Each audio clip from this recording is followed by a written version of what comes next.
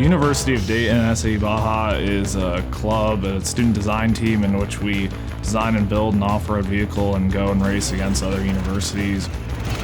Woo! Oh my gosh, look at it! Our ultimate goal this year is to complete the design of our second generation vehicle.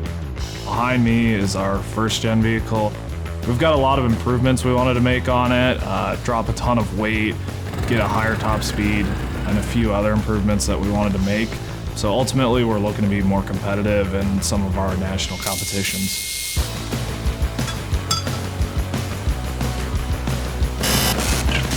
It's very hard when you've got 20 people all designing different subsystems on the car to actually fabricate it and put it together and have everything fit.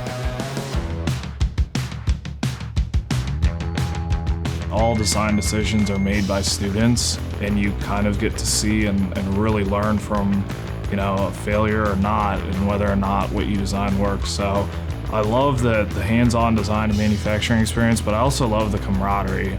We spend a ton of time building this thing, building a car from scratch, and we have a great time doing it. The first time we drove the car was super special. It's so much better than the other one.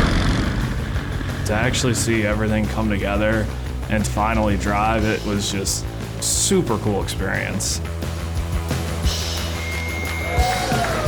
A few days after our reveal day, we went down and had an SAE race in South Carolina and made it to the endurance race, which is a 4-hour race against 80 other teams.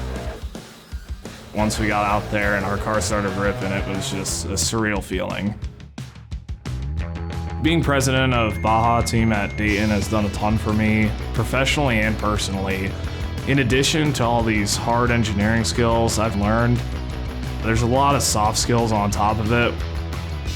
Baja teaches you a ton about hard work and just how difficult it is to push a product out.